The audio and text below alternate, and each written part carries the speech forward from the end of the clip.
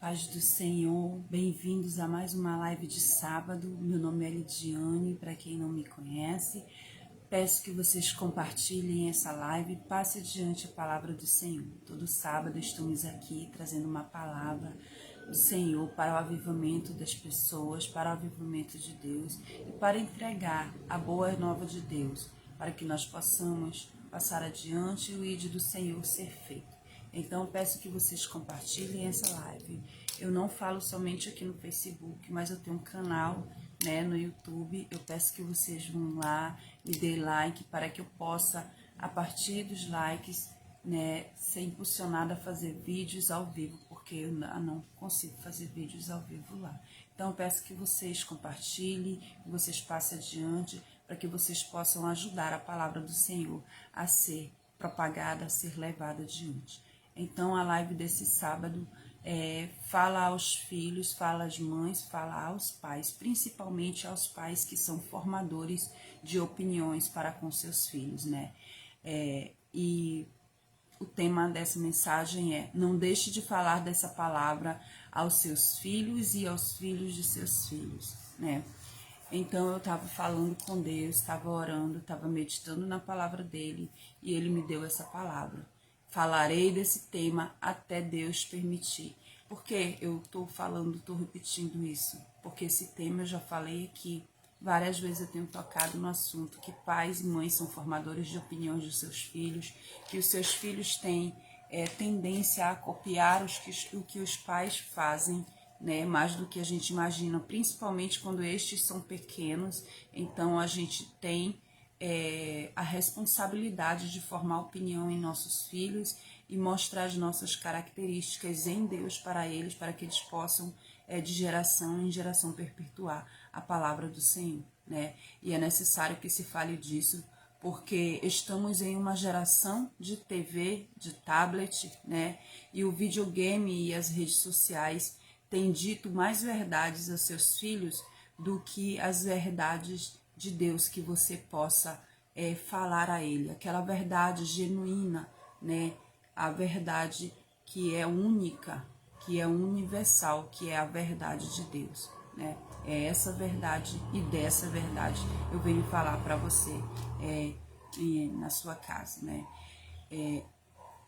Nós estamos em uma geração que, se nós não estivermos com o celular na mão, ou se os nossos filhos não estiverem com o celular na mão, eles não buscam a Deus, Eles não querem Deus por si só, Então devemos pregar, falar, ensinar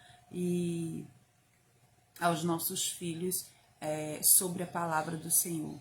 E sabe qual é o mandamento de Deus sobre tudo isso? É que devemos amar Deus sobre todas as coisas, sobre tudo, com toda a nossa força e de todo o nosso coração, De uma forma, que nós possamos fazer isso, de uma forma que Deus esteja em sua vida, na vida dos seus filhos e de nossa família, de uma forma que tudo reflita, ou que nós possamos refletir Deus em tudo que fizermos, Eu vou tentar usar esse óculos aqui para me enxergar melhor, não sei se eu vou conseguir. Então, nós estamos em uma geração que, às vezes, a televisão educa mais os nossos filhos, diz mais para os nossos filhos do que nós estamos dizendo. Não vai dar certo, gente, porque tem um reflexo da luz nos meus olhos, eu não consigo ver direito, ao invés de o óculos ajudar, tá atrapalhando, vou tirar. Então, continuemos. Então, a gente, como família, estamos sendo banalizadas. As pessoas hoje em dia se casam, se juntam com aquele pensamento já de que não vai dar certo, que se não der certo eles separam, se não der certo eu parto para outra, Porém, não é isso que Deus nos ensina.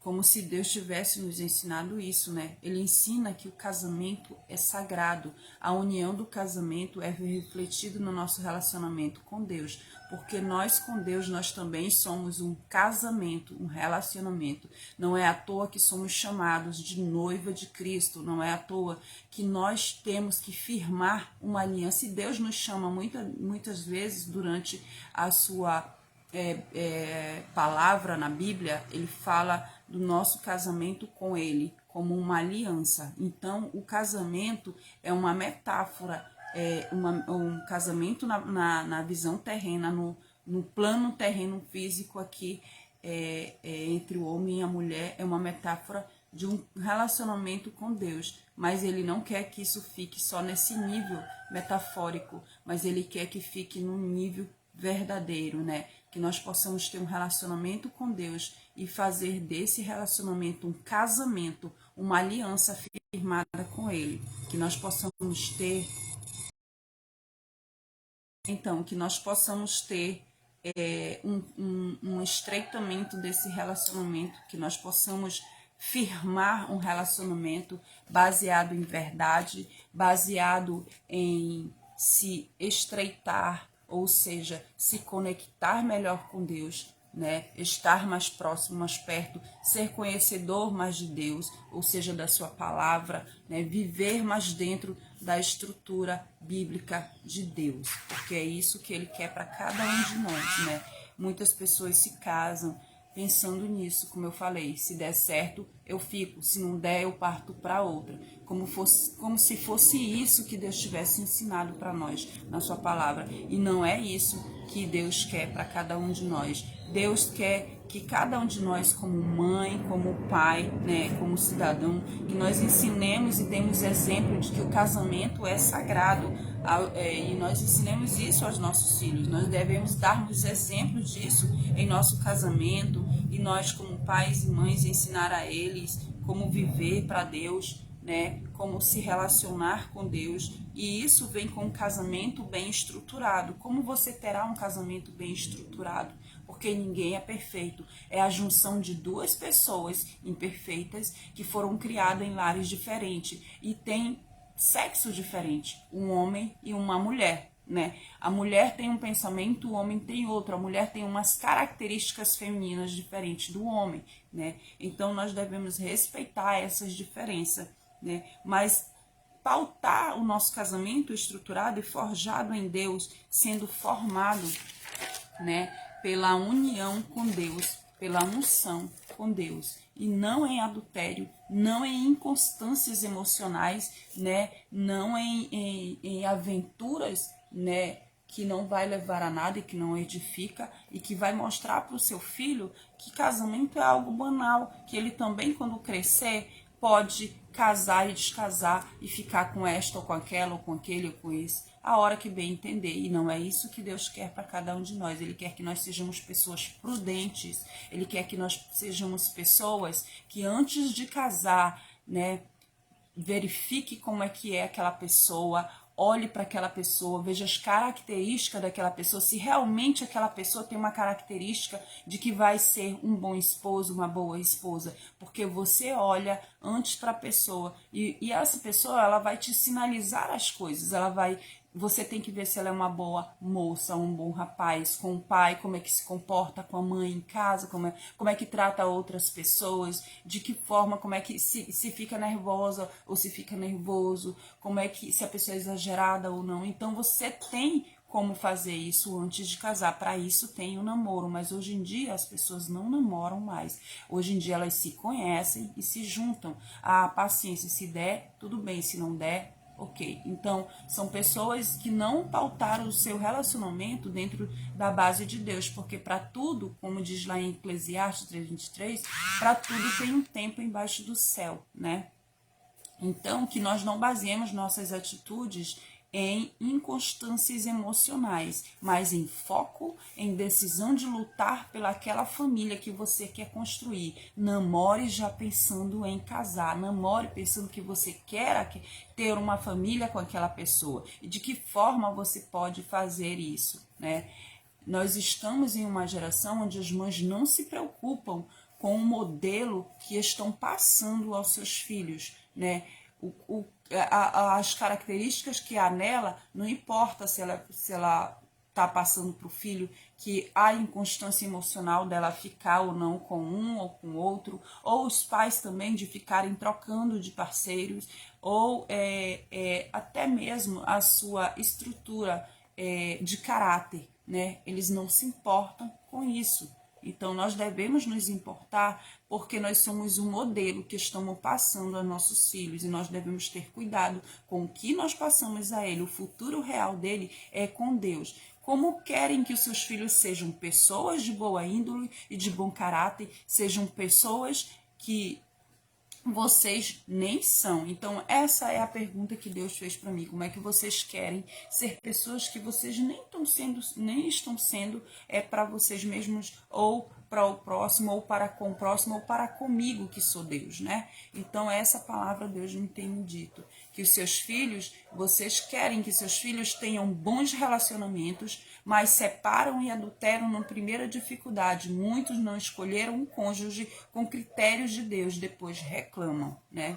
E botam culpa no cônjuge, no outro, em vez de olhar para si e ver que não tiveram critérios para escolher os seus cônjuges. Querem que seus filhos tenham boas amizades e andem com bons amigos, porém são falsos amigos e têm atitudes que não edificam os seus amigos. Querem que seus filhos tenham bons empregos e sejam bons profissionais e haja com excelência, mas são péssimos empregados, chegam atrasados, não valorizam o emprego que têm, não trabalham como se fosse para Deus, para honrar o emprego que têm, não agradecem o emprego que têm, antes reclamam dele ou até furtam, né, no local do seu trabalho. Né? E querem que seus filhos busquem e sejam de Deus, mas eles mesmo não têm, ou vocês mesmos, porque foi Deus que me deu essa palavra, não têm um relacionamento comigo ou com Deus, e nem o serve, né? E nem o honram, seguindo o que Deus não serve,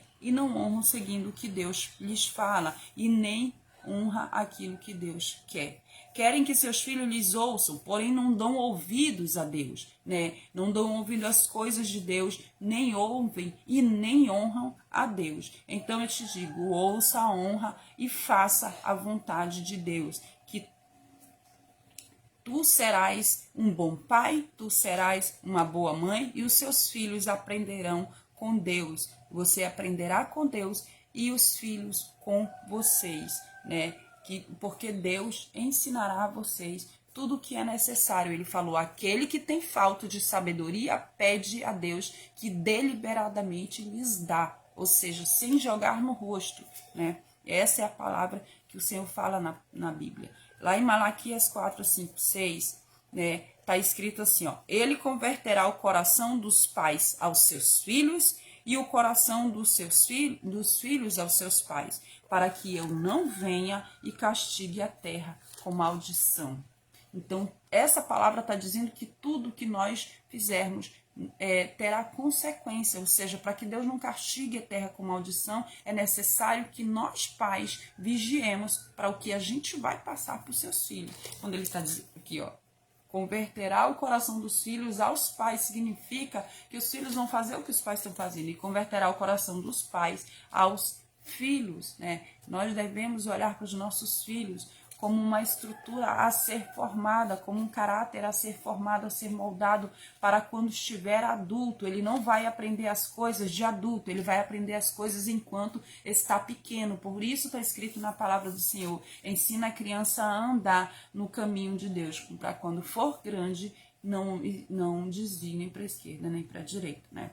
Então essa passagem normalmente, essa que eu li aqui para vocês, de Malaquias 4:5, converta o coração dos pais aos filhos, dos filhos aos pais, ele está falando, né, da segunda vinda de Cristo, do Senhor. Essa passagem mostra a importância e a relevância dos planos de Deus, né, na nossa vida. Né? E no verso 2, antes de chegar nessa passagem, do verso 2, ele diz, para vocês que temem ao Senhor, o meu nome, para vocês que temem ao Senhor, que temem ao meu nome, nascerá o sol da justiça, salvação trazendo salvação nas suas asas, ou seja, para quem teme o nome do Senhor, nascerá o sol da justiça trazendo salvação nas suas asas. Em outras traduções, vem escrito assim, trazendo cura, né, em suas asas, ou seja, a figura de Deus é colocado na Bíblia como um anjo, né? Por isso das asas. Então ele fala que aquele que se abriga nas asas do Senhor, né, obterá cura. É como em Salmo 91, quando ele fala aquele que habita no esconderijo do Altíssimo, sobre a sombra do Onipotente descansará. Ele está fazendo uma alusão a uma figura de alguém que tem asas, que tem uma asa grande, né, para esticar, que você se abrigue embaixo dela, né, e você vai ter ali tranquilidade. É essa figura de linguagem que ele está explicitando lá em Salmos 91. E aqui também, né, aqui em Malaquias, em Malaquias, na Malaquias 4, versículo 2, ele também está explicitando isso. É aos que temem o meu nome, o sol da justiça nascerá sobre você, trazendo cura, né, embaixo de suas asas, né? Essa passagem é clara quanto à vinda de Cristo. Nós precisamos nos preparar e preparar não só nós, mas preparar os nossos filhos, porque quando estamos preparados, nós vamos preparar os nossos filhos para o que há de vir, né? Em Atos 2,16 em diante, ele falando, né, do que havia acontecido lá em Pentecostes, o povo cheio do Espírito Santo falando em línguas para uma multidão que estava presente ali, vendo aquilo que teria acontecido. Pedro se levanta e diz: esses homens não estão bêbados, meus senhores, visto que somente é 9 horas da manhã. E ele diz: assim diz o profeta Joel acerca desses acontecimentos, e acontecerá que depois, e essa é a parte da profecia, né, que se cumprirá, não para essa, mas para a próxima geração.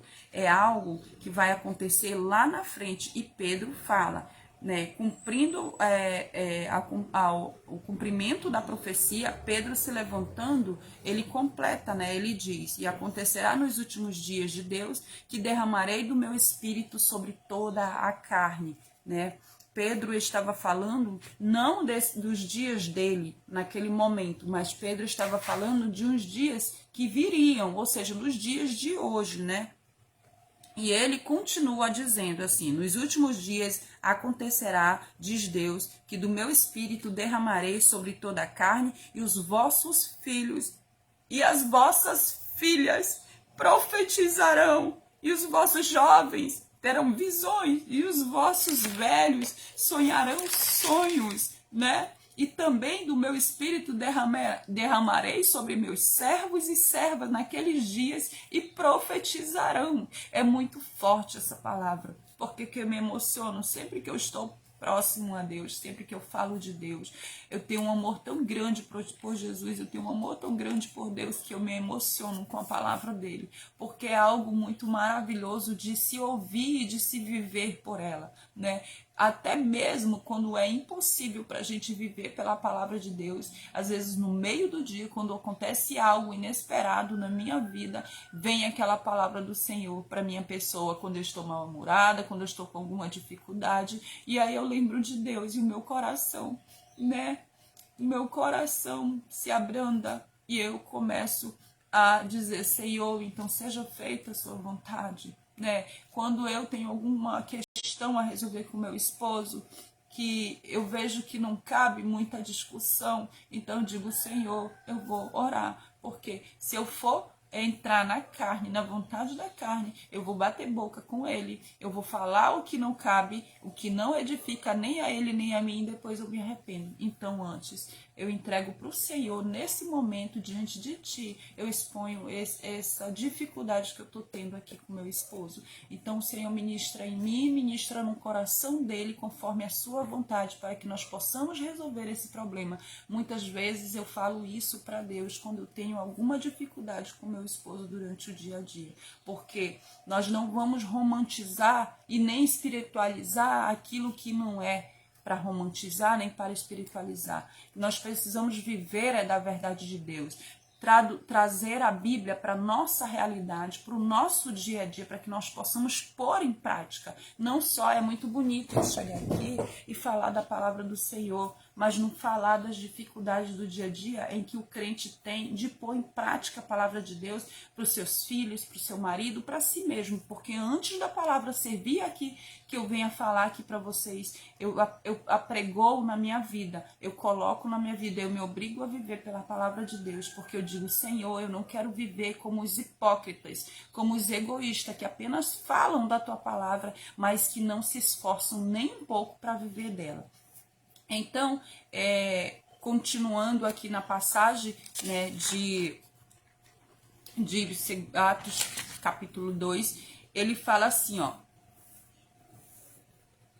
uma parte dessa profecia que fortalece Atos capítulo 2, vocês vão encontrar lá em Apocalipse, que ele fala que essa parte, obviamente, os teólogos, né, os estudiosos da palavra ainda dizem que não se cumpriu. E o sol se encontrará em trevas e a lua em sangue, antes que venha o grande e terrível dia do Senhor.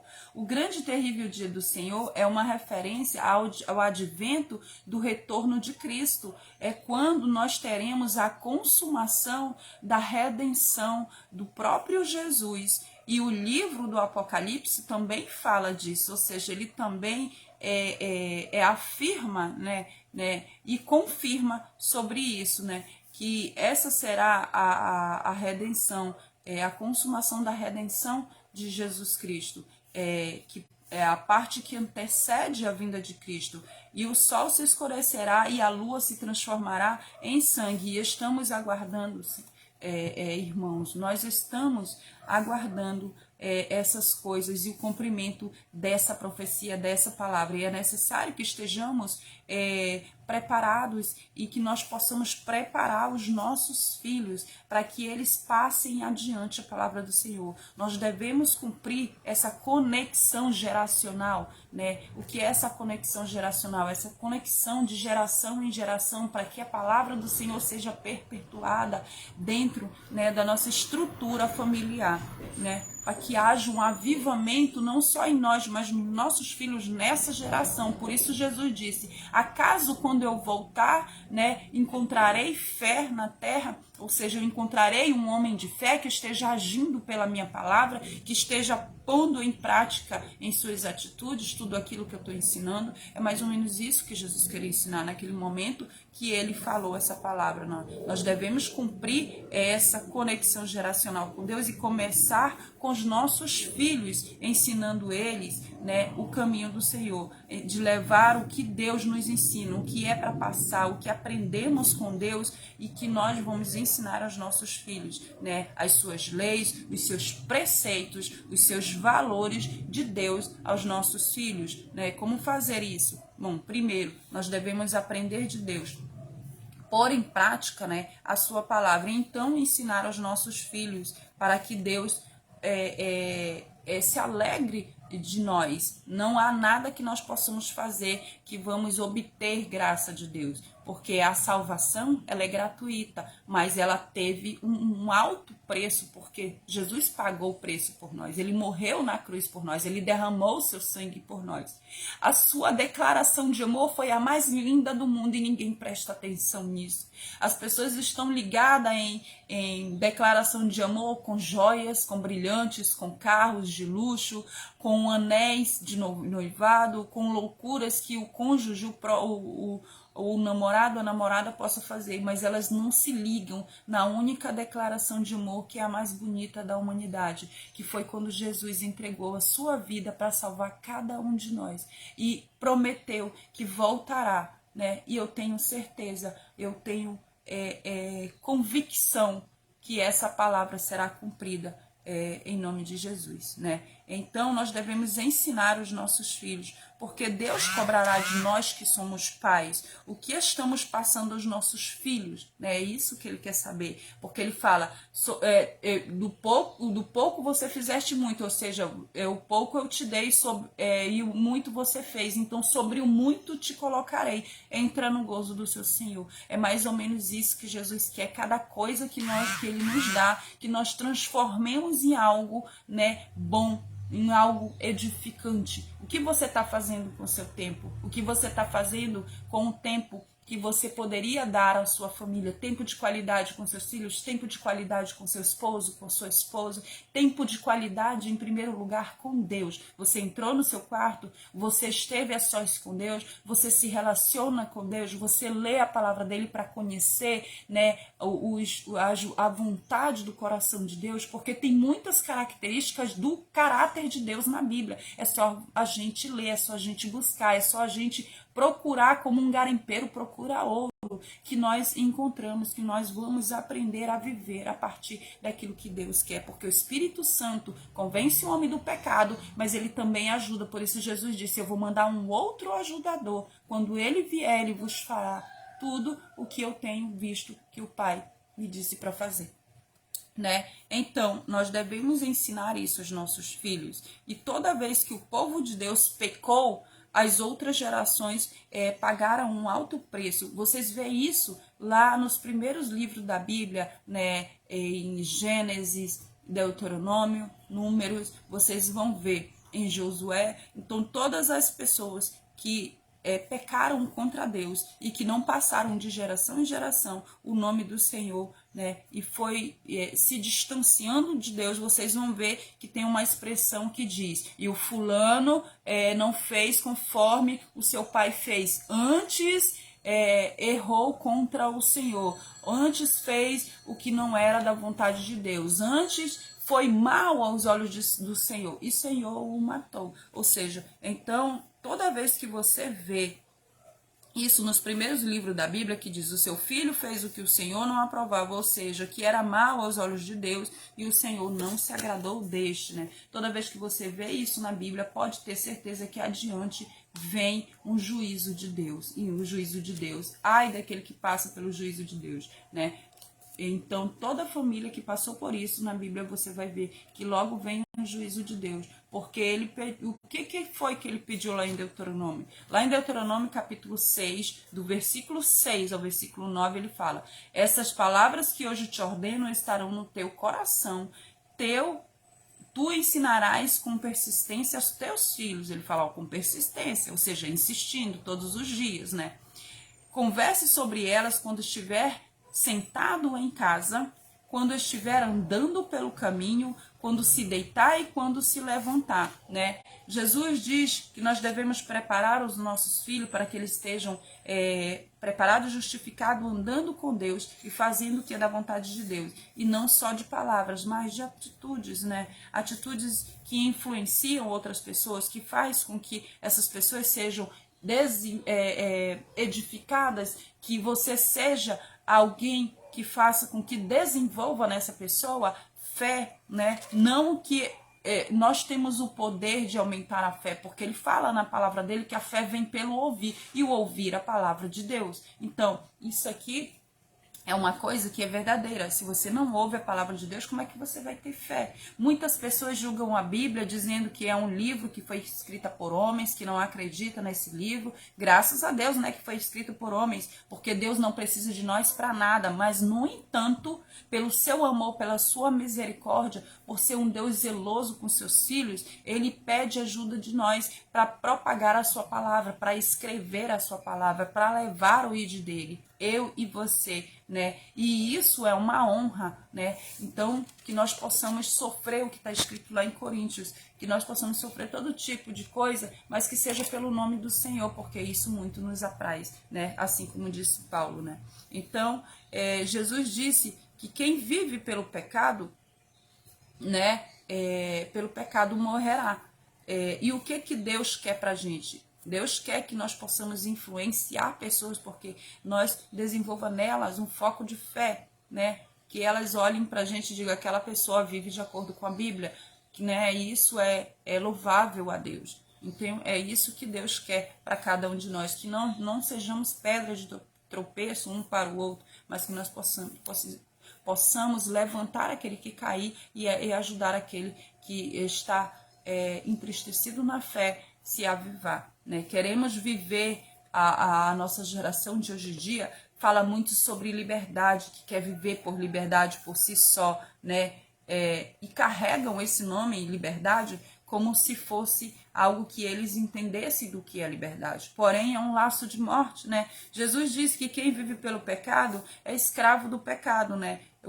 Ele fala assim, lá em João 8,36, se o Filho vos libertar, verdadeiramente sereis livre. Ele está falando, se Jesus libertar você do pecado, ou seja, que você não queira pecar, que você queira mais Deus, nós vamos continuar pecando porque somos pecadores, porque somos pessoas inclinadas ao pecado. Mas quando a gente anda com Deus, que a gente decide andar com Ele, quando a gente peca, a gente se entristece, e é disso que ele está falando. Ele não está falando aqui que é possível não pecar nunca mais estando aqui no mundo. Uma vez que estamos no mundo, por isso ele disse, Senhor, eu não rogueis que tireis do mundo, mas os livre do mal. Ele está dizendo o quê? Que eles queiram o bem que eu, né, preguei para eles, né? Que o Senhor possa livrar eles do bem, que eles busquem a Ti antes, para que eles não venham viver num laço do pecado, num laço da morte, né? Que eles queiram buscar o Senhor. Era mais ou menos isso que Jesus queria dizer com isso, com essa oração, né? Ele fala que verdadeiramente, se o Filho libertar, quem era o Filho? Jesus. Eles serão livres, né? Em Provérbios 14:12 diz, há caminhos que ao homem parecem ser reto, porém é caminho de morte. Então isso significa, lá em Provérbios, é um livro que te dá muita sabedoria, então eu indico para vocês lerem. É um livro que faz um avivamento na nossa sabedoria, porque a gente de nada sabe quem é o sabedor de tudo, quem é o dono da sabedoria, quem instituiu a sabedoria, foi Deus, né? Então é por isso que ele fala que aquele que tem falta de sabedoria pede a Deus que deliberadamente o dá, né? Ou seja, as pessoas acham que ter sabedoria é fazer uma faculdade, fazer um PhD, né? Ser doutorado e tal, mas se você não tiver sabedoria de Deus, tudo isso que você aprendeu aqui na Terra não serve para nada se você não estiver pautado com prudência nos entendimentos divinos, né?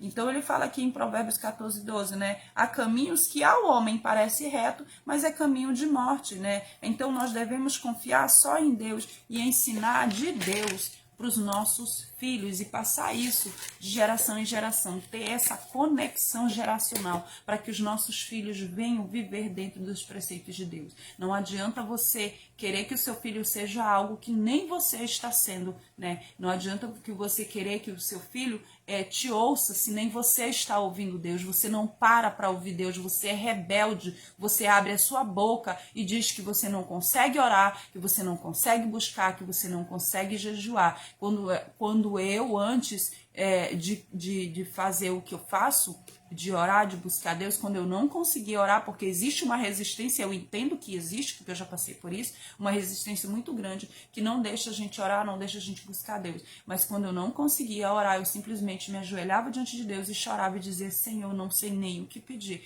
eu não sei nem o que fazer, eu não sei nem que decisão tomar para quanto a este problema que eu estou passando. Eu não sei o que te pedir, me ensina. E Deus vai te ministrando, vai te intermediando ali com o Espírito Santo dele. E você vai aprendendo cada vez mais a se libertar do velho homem e se revestir do novo homem, que é a nova criatura que Deus quer para você. Então nós precisamos ter novas atitudes, nós precisamos obrigar a nossa carne. Por isso que Jesus disse que o reino dos céus é tomado por violência. Ele não estava falando de faca, de revólver, de guerra, de luta. Ele estava falando da própria luta que todo dia nós podemos travar contra o nosso espírito. Por isso que ele fala, o espírito na verdade está pronto, mas a carne é fraca. A carne fraca para quê? Para obedecer a Deus, mas para pecar ela é forte. Então nós temos que fortificar a carne com as coisas de Deus, né? Enfraquecer a carne com as coisas de Deus. Para isso existe o jejum, para isso existe a oração. Tem espíritos e tem coisas ruins que só saem da sua vida por jejum e oração. Por isso que Jesus disse lá, quando os discípulos não conseguiram expulsar o demônio daquele garoto, que o pai disse para Jesus: olha, Senhor, eu trouxe aqui o meu filho para que eles expulsassem esse demônio, porque ele tem se atirado no fogo e na água e tem tentado tirar a sua própria vida, mas os teus discípulos não puderam. E aí Jesus olha para eles e fala que eles eram pessoas incrédulas. Até quando eu vou estar com vocês? Aí depois eles perguntaram em secreto para Jesus, assim, separado, depois que Jesus fez a obra, né, e libertou aquele menino, né, do espírito maligno. E eles perguntaram: Senhor, por que não podemos expulsar esse demônio? E aí Jesus olhou para eles e falou: porque essa casta de demônio só expulsa por jejum e oração. Né? Ele está falando aqui que você sai gritando em cima de alguém: eu repreendo em nome de Jesus. Não adianta de nada você repreender com palavras se antes você não teve uma junção de atitude com a sua palavra para que isso seja instituído. Então, tudo que a gente fala tem que estar de acordo com as atitudes que a gente anda tendo.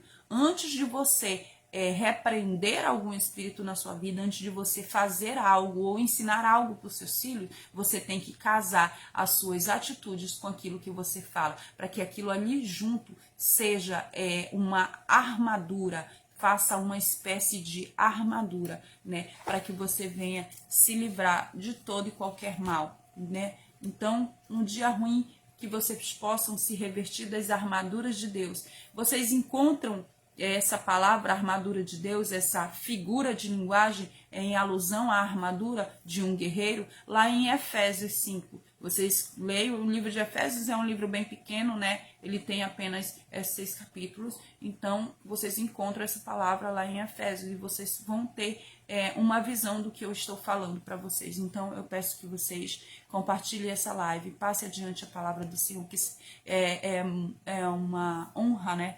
Nós carregarmos a palavra do Pai, né? Ele não necessita de nós para nada, mas nós necessitamos viver com Ele, para Ele e por Ele, porque todas as coisas foram feitas com Ele, né? Peço que vocês compartilhem, que vocês passem adiante, vocês visitem o meu canal, deem like, assistam os meus vídeos que está lá. Fiquem com Deus, essa é a palavra do Senhor que eu tenho trazido para vocês agora neste sábado. Fiquem com Deus e até a próxima, se assim Deus permitir. Tchau, amo vocês, incríveis.